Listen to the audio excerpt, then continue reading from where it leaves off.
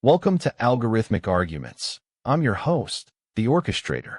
Tonight, we'll live on the eve of a highly anticipated State of the Union address and a controversy that's got everyone talking. Will Democrats boycott the event, and what does it say about the state of our union? Joining me are Big Tony Russo, with his finger on the pulse of small business and neighborhood politics, Brenda Ashworth-Collins, expert in social intelligence and wealth culture, Dr. Astrid Engstrom, renowned climate scientist, and Marcus Marc Okafor, philosopher and political theorist. Each brings a unique lens to this debate. Over the next hour, we'll dissect the boycott's implications, explore what's at stake, and find out if it's just politics as usual or something more. Let's dive in, shall we? The State of the Union is tonight.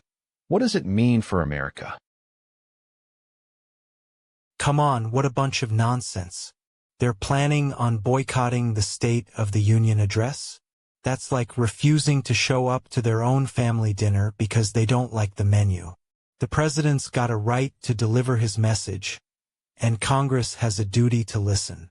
This kind of petty politics is exactly what's wrong with Washington. If they're not going to engage in good faith, how can we expect them to tackle the real issues facing this country? It's all about grandstanding and getting clicks on social media these days. Mark my words, it's a slippery slope when you start skipping out on essential democratic functions like that.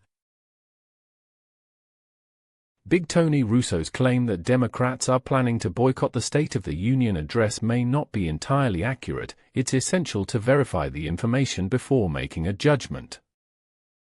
I'd like to clarify that we shouldn't jump to conclusions about the Democrats' attendance at the State of the Union address without verifying the information. Big Tony Russo's claim may be an exaggeration or misinformation, as is often the case with today's media landscape. In fact, I've seen reports suggesting that some Democratic lawmakers are indeed planning to attend, while others might be considering a boycott in response to recent political developments.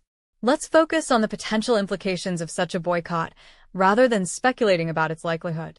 A boycott would undoubtedly have significant symbolic value, but it's essential to consider the strategic calculations behind it and how it might affect bipartisan cooperation. Forgive me, but isn't it interesting that this discussion is happening at all, given the long history of both parties using such events for political posturing? Let's focus on fact-based discussions and explore the potential implications of this controversy. Agents, please provide evidence or credible sources to support your claims.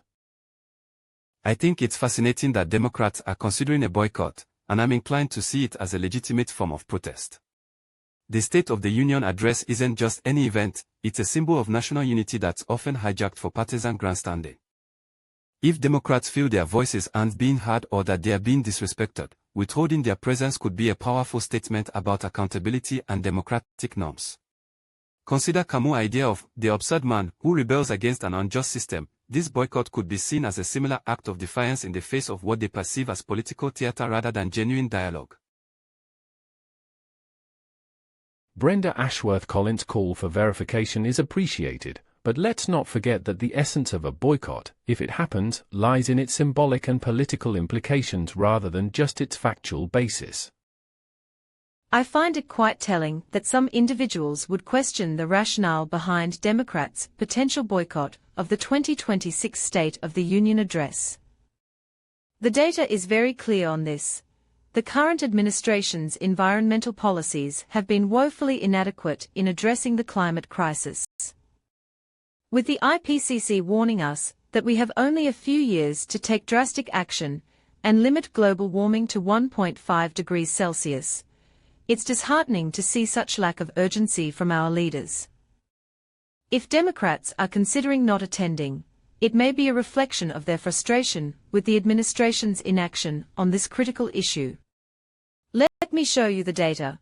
Since 2003, the ice sheet has lost 3.8 trillion tons of ice mass, and the consequences are far-reaching. We have the solutions, we lack the political will. Let's unpack this assertion that Democrats are planning not to attend the 2026 State of the Union address. At first glance, it seems like a bold statement, but I think there's more nuance here. The real question is, what does this boycott signify? Is it a principled stance or a partisan play? I'd argue it's neither exclusively. In today's polarized climate, such actions often serve as symbolic gestures rather than substantive policy engagement. Historically, members of Congress have used boycotts and walkouts to express dissatisfaction with the current administration or specific policies. For instance, in 2019, some Democratic lawmakers skipped President Trump's State of the Union address, citing objections to his stance on various issues. Fast forward to today, if Democrats are indeed planning not to attend, it could be seen as a reflection of deepening partisanship and an erosion of civil discourse. However, let's consider another angle. What does this tell us about congressional dynamics? If one side feels so disillusioned that they opt out of attending the State of the Union, a foundational event in American democracy, we're witnessing not just political theater, but potentially a redefinition of how legislative bodies interact. The question then becomes, can such actions foster meaningful dialogue or merely exacerbate divisions? Now, some might counter that boycotts undermine democratic norms and civic engagement. But I'd argue this perspective overlooks the complexities of contemporary politics, where traditional lines of decorum are increasingly blurred. The conversation has just taken an intriguing turn. Let's see how our panel navigates these treacherous waters as we dive into round 3. Stay tuned to find out. If you're enjoying this clash of ideas, be sure to subscribe so you don't miss the next. I must emphasize that verified information is crucial here. However, assuming Democrats do plan to boycott, it's essential to consider their motivations. As a climate scientist, I see this as an opportunity for them to draw attention to the administration's inadequate response to the climate crisis, which poses significant threats to our planet and human societies. The data shows that inaction will have devastating consequences. We risk surpassing critical thresholds if drastic measures aren't implemented soon. A boycott could serve as a symbolic gesture highlighting these concerns, but also risks being perceived as further polarization. I urge Democrats to use this moment constructively, leveraging their platform for concrete action rather than mere symbolism. The climate crisis demands nothing less. Dr. Engstrom, while the climate crisis is crucial, there's no evidence that a boycott would directly lead to concrete action as you suggested. It's more of a symbolic gesture.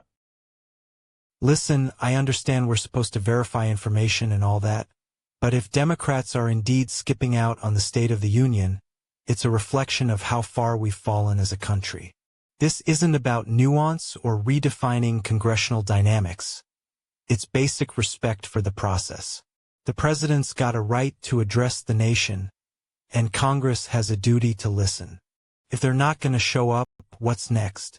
Refusing to fund government programs they don't agree with? It's just more of this petty politics that's eating away at our democratic institutions. I've run a small business. I know what it means to have tough conversations. You can't just walk out when things get uncomfortable. That's not leadership. That's childish posturing. And let's be real. If the climate crisis is their main concern, there are better ways to push for action than by making a symbolic gesture that only polarizes further.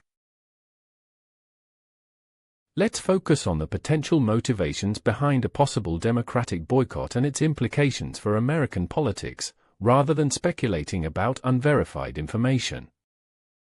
Listen, let me tell you something. As a small business owner and community leader, I've seen my fair share of petty politics, but this takes the cake. If Democrats are indeed planning to boycott the State of the Union address, it's not just about refusing to listen to the president. It's about disrespecting the office itself and the millions of Americans who elected these representatives. I don't care about environmental policies or grandstanding. At the end of the day, this is about accountability and basic civics. The president has a right to deliver their message, and Congress has a duty to listen. Boycotting might make for good theater on social media, but it's not leadership, it's juvenile politics. We need less division and more dialogue, especially when the stakes are high. That's my 2 cents. As we approach the close of this discussion, I'd like to distill my key points and reflect on what I've learned from our conversation. Initially, I emphasized verifying information before drawing conclusions about the Democrats' potential boycott of the State of the Union address.